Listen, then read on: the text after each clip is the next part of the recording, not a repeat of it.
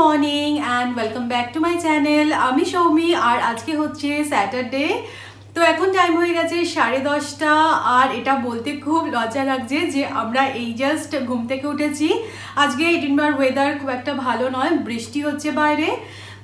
তো আমি এই জাস্ট ব্রেকফাস্ট বানালাম। তো আজকে ব্রেকফাস্টে বানিয়েছি পানিনি এখানে ভীষণ ফেমাস। তো আমি জাস্ট চিকেনের ফিলিং দিয়ে বানিয়েছি খুব সিম্পলভাবে। তারপরে এখন একটু কফি বানাবো, এটার সাথে একটু কফি খাবো। দেন আজকের দিনটা তোমাদের সাথে শেয়ার করব। একটা দারুণ রান্না বানাবো আজকে, যেহেতু আজকে ওয়েদারটা খুব খারাপ, বাইরে বেরোনোর কোনো চান্সই নেই। তো সেই জন্য মনে হলো একটা কিছু দারুণ মানে লাঞ্চে একটা কিছু বানানো যাক। তো সেটা আমি বানাবো আর তোমাদের সাথে সেটা শেয়ার করব। তার আগে এখন ব্রেকফাস্ট ফিনিশ করব। দেন আজকে অন্য আর একটা কাজ আছে, সেটাও করব, সেটাও তোমাদের সাথে শেয়ার করব। তো চলো আজকের ব্লগটা এখন থেকে স্টার্ট করলাম তোমাদের সাথে। পুরো মানে আজকে আমি দুপুর অবধি এই ব্লগটা কন্টিনিউ করব আর যা যা করবো তোমাদের সাথে শেয়ার করব।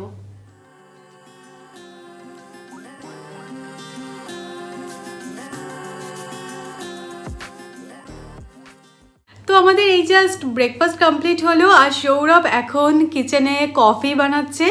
তো তার আগে তোমাদেরকে আমি দেখাই যে আজকে ওয়েদারটা কতটা বাজে। তো ওয়েদারটা দেখো, তোমরা বুঝতে পারবে কিনা জানি না, আমি ভালোভাবে দেখাবো। পুরো বৃষ্টি হচ্ছে আর একদম ডাল ওয়েদার। তো আজকে আমাদের বেরোনোর প্ল্যান ছিল, বাট অ্যাজ ইউজুয়াল আমরা আজকে বেরোতে পারছি না, বাড়িতেই থাকতে হবে। আর আমি বেশ কিছুদিন ধরে এটা নোটিস করছি যে মানে মানডে টু ফ্রাইডে ওয়েদার ভীষণ ভালো থাকছে, আর স্যাটারডে সানডে এইরকম ডাল ওয়েদার আর বৃষ্টি হচ্ছে। তো কিছু করার নেই। তো কালকে আমি ব্লগ বানিয়েছিলাম, তোমরা দেখেই থাকবে যে কত সুন্দর ওয়েদার ছিল কালকে, আর আজকে একদম বাজে ওয়েদার। মানে স্কটল্যান্ডেই এটা পসিবল যে কালকে এতটা ভালো ওয়েদার আর আজকে এতটা বাজে ওয়েদার। মেবি এরকমও হতে পারে যে বিকেলের পর থেকে দারুণ ওয়েদার হয়ে গেল। তো কেউ কেউ বলে যে স্কটল্যান্ড এমন একটা জায়গা যে এখানে একটা দিনে 3টে সিজন দেখতে পাওয়া যায়। তো যাই হোক, আমিও এটা আর কি ফিল করি এখন থাকতে থাকতে। তো আমাদের ব্রেকফাস্টের পর আমার যে এখন যে কাজটা আছে আমি বলছিলাম, সেটা হচ্ছে আমি আমার লিভিং আর ডাইনিংটাকে একটু অন্যরকম করে সাজাবো। কেন সেটা বলছি, সেটা হচ্ছে তোমরা জানোই যে আমি মানে ইনডোর প্ল্যান্ট রাখতে পছন্দ করি, আর আমার বাড়িতে আছেও। মানে যতটা আর কি পসিবল হয়েছে আমি রাখার চেষ্টা করেছি। তো এইখানে একটা এই ইনডোর প্ল্যান্টটা আছে, এটা বেশ বড়। যেহেতু বড় আমি একদম কর্নারে এটা রেখেছিলাম। বাট এটা আমি বেশ কিছুদিন ধরে নোটিস করছি এই গাছটার মানে একটুখানি ব্রাউন হয়ে যাচ্ছে পাতাগুলো। সেটা হতে পারে বিকজ এইখানে একটা হিটার আছে, হিটারের গরমে হয়তো গাছটা এরকম একটু শুকিয়ে মতো যাচ্ছে। তো এটাকে আমাকে একটু চেঞ্জ করতে হবে, এটাকে একটা অন্য জায়গায় রাখতে হবে। তো এইটাকে চেঞ্জ করব, সেই কারণে একটুখানি অন্য রকমভাবে ডাইনিংটাকে সাজানোর চেষ্টা করব। ডাইনিংটা ভীষণই ছোট, তোমরা দেখেছো, তাই ফার্নিচার অদল বদল হয়তো করতে পারবো না, বাট একটু অন্যরকমভাবে কিছু করার চেষ্টা করব, সেটাই তোমাদের সাথে শেয়ার করব। তো চলো আমি কাজ শুরু করে দিই। যেহেতু আজকে লেট করে উঠেছি, তাই জন্য আর আজকে বসার বেশি সময় নেই। তারপরে কিচেনে গিয়ে তোমাদের সাথে একটা দারুণ রেসিপিও শেয়ার করব বললাম। তো এই কাজটা ফার্স্টে করে নিই, তারপরে আবার কথা বলছি।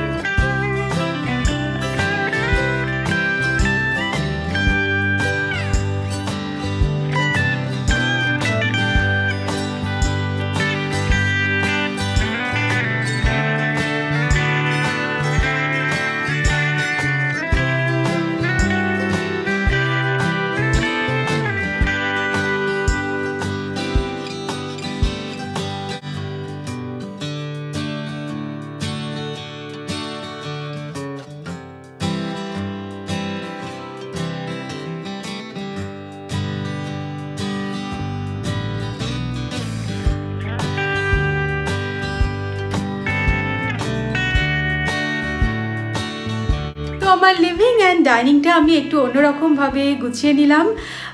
তো তোমাদেরকে বলছিলামই যে গাছের প্লেসটাকে একটু চেঞ্জ করতে হবে, তো আমি এটাকে সোফার পাশে রেখেছি।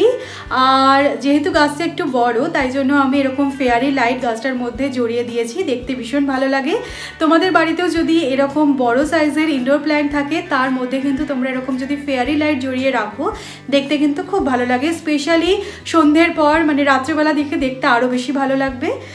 আর আমি সোফায় দেখো কুশনগুলো চেঞ্জ করলাম। কালকে আমরা অ্যাজডা গেছিলাম, তো সেই কারণে অ্যাজডা থেকে আমি দুটো কুশন কিনে এনেছিলাম।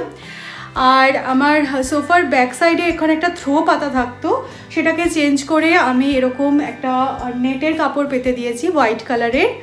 আর যেই থ্রোটা আমি এখানে পেতে রাখতাম, সেটাকেই আমি চেঞ্জ করে এই সোফার নিচে পেতে দিয়েছি, দেখতে ভালো লাগছে সেই কারণে। আর এখানে যে ছোট গাছটা থাকতো, ওটাকেও আমি ওই দিকটায় নিয়ে চলে গেছি।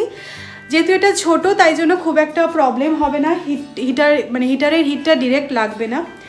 তো এটাই আর কি, একটু সামান্য চেঞ্জ করেছি, কুশন চেঞ্জ করেছি, গাছটাকে একটুখানি প্লেসটা চেঞ্জ করে দিয়েছি, বাট দেখতে কিন্তু একদম অন্যরকম লাগছে। মাঝে মধ্যে এরকম একটু চেঞ্জেস করলে কিন্তু নিজের ভালো লাগে, নয়তো একভাবে মনোটোনাস লাগে। আর হ্যাঁ, লাস্ট ব্লগে যেটা বলছিলাম যে একটা ছোট্ট গাছ কিনে এনেছি, তো সেটা সেন্টার টেবিলে রেখেছি, তোমরা দেখতেই পেলে নিশ্চয়ই, দেখালাম। তার মধ্যে একটু মার্বেল দিয়ে দিয়েছি, একটা ট্রের মধ্যে আমি গাছটাকে রেখেছি আপাতত। তো অবশ্যই জানিও যে আমার লিভিং অ্যান্ড ডাইনিং মেকওভার তোমাদের কীরকম লাগলো। তো এবার আমি ফ্রেশ হয়ে নেব, তারপরে কিচেনে গিয়ে যেটা বানাবো, সেটা কি বানাবো সেটা পরে জানাচ্ছি। ফার্স্টে আগে ফ্রেশ হতে যাই।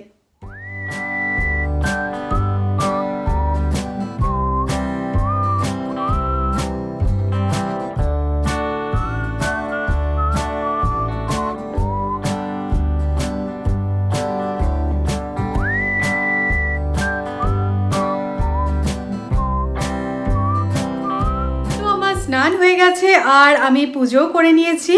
এখন আমি কিচেনে যাব আর আজকে লাঞ্চটা বানিয়ে ফেলবো। তো প্রথমে তোমাদেরকে বলি যে আজকে লাঞ্চে কি বানাচ্ছি। আজকে লাঞ্চে বানাচ্ছি ফ্রাইড রাইস আর বানাবো হানি লেমন চিকেন। এই চিকেনটা খেতে দারুণ হয়, বাট খুব সিম্পল প্রসেসে আজকে আমি তোমাদের সাথে শেয়ার করব। বাট আমি যখন স্নানে যাচ্ছিলাম, আমি দেখছিলাম যে সৌরভ কিছু একটা করছে রান্নাঘরে, তো তোমাদেরকে আমি দেখাচ্ছি যে সৌরভ কি করেছে। তো এখানে দেখো, ফ্রাইড রাইসটা একদম রেডি হয়ে গেছে। তো আমার একটা কাজ কমে গেছে, আমাকে ফ্রাইড রাইসটা বানাতে হবে না, শুধু আমাকে চিকেনটা বানাতে হবে। তো আমি স্নানে যাওয়ার আগেই চিকেনটা ম্যারিনেট করে রেখেছিলাম। তো কিভাবে চিকেনটা ম্যারিনেট করেছি সেটা তোমাদের প্রথমে দেখিয়ে দিই। আমি এখানে 500 গ্রাম মতো চিকেন উইংস নিয়ে নিয়েছি। তোমরা যে কোনো পিস দিয়ে এটা করতে পারো, তবে উইংস দিয়ে করলে খেতে বেশি ভালো লাগে। আর আমি এখানে দিয়ে দিলাম আদা রসুন পেস্ট, গোলমরিচের গুঁড়ো, সামান্য একটু লঙ্কা গুঁড়ো, 1.5 চামচ মতো চিনি দিয়েছি, আর দিয়েছি স্বাদ মতো নুন, আর আধখানা লেবুর রস দিয়ে দিলাম। দিয়ে এই সমস্ত মশলাটাকে ভালোভাবে মাখিয়ে নিচ্ছি। চিকেনটাতে খুব সুন্দরভাবে মশলাগুলো মাখিয়ে নিয়েছি। এরপরে এর মধ্যে আমি অ্যাড করে দিচ্ছি 2 টেবিল স্পুন মতো কর্নফ্লাওয়ার, আর এখানে অ্যাড করছি 2 টেবিল স্পুন ময়দা। তোমরা চাইলে এটা পুরোটা কর্নফ্লাওয়ার ইউজ করতে পারো। আমি কিন্তু ম্যারিনেশনের সময়ই ময়দা আর কর্নফ্লাওয়ারটা মিশিয়ে নিচ্ছি। এরপরে এটাকে 2 ঘন্টার জন্য ম্যারিনেট করে রাখবো। তোমরা চাইলে এটা ফ্রিজেও রাখতে পারো। তো তোমাদেরকে দেখালাম যে চিকেনটা আমি কিরমভাবে ম্যারিনেট করে রেখেছি। তো এবারে আমি একটুখানি জোগাড়টা করে নিই, কী কী লাগবে সেগুলো করে নিই, তারপরে তোমাদেরকে দেখাচ্ছি যে চিকেনটা কিরমভাবে বানাবো আর চিকেনটা বানাতে কী কী লাগছে।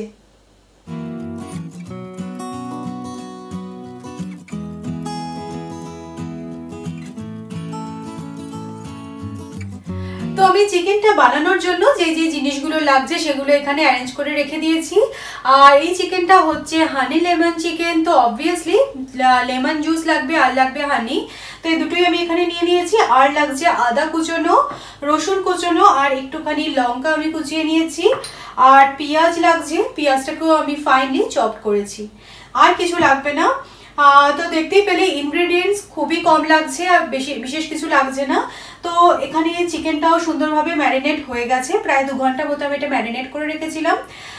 তো এবারে আমি এটাকে শ্যালো ফ্রাই করব। তো চলো কিরম করে করছি তোমাদেরকে দেখাই।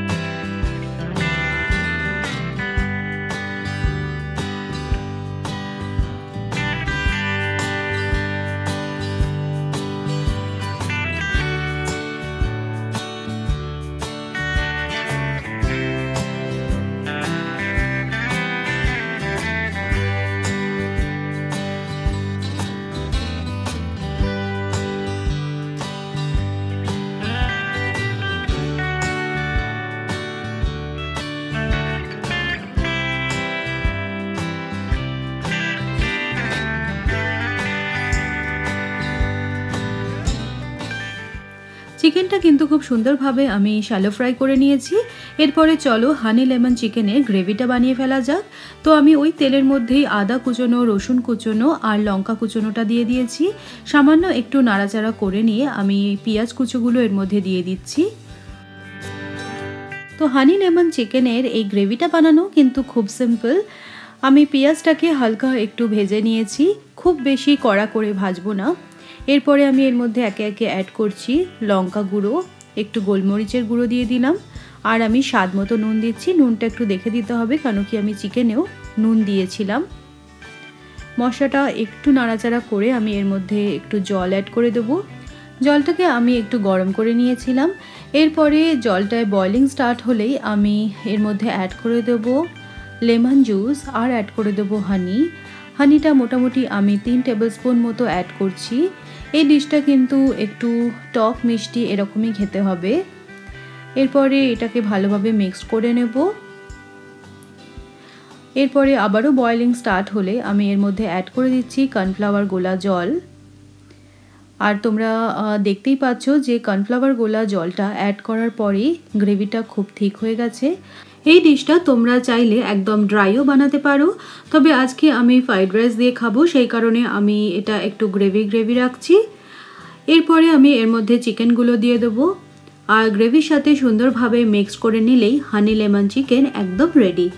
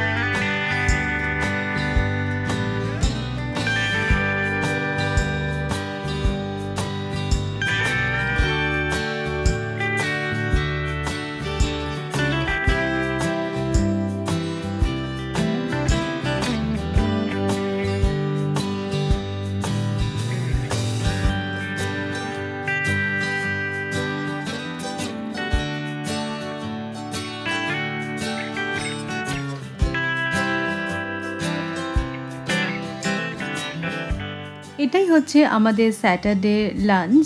তোমরা অবশ্যই হানি লেমন চিকেনটা একবার ট্রাই করো আর আমাকে জানাতে ভুলো না তোমাদের কীরকম লাগলো। আর ফ্রাইড রাইসটাও সৌরভ সত্যি ভীষণ ভালো বানায়, আর আজকেও খুব ভালো খেতে হয়েছিল। তো চলো এই ব্লগটা আজকে এই পর্যন্তই। তোমাদের সাথে ইন্টারেস্টিং ব্লগে আবার আমার দেখা হবে, ততক্ষণের জন্য টাটা।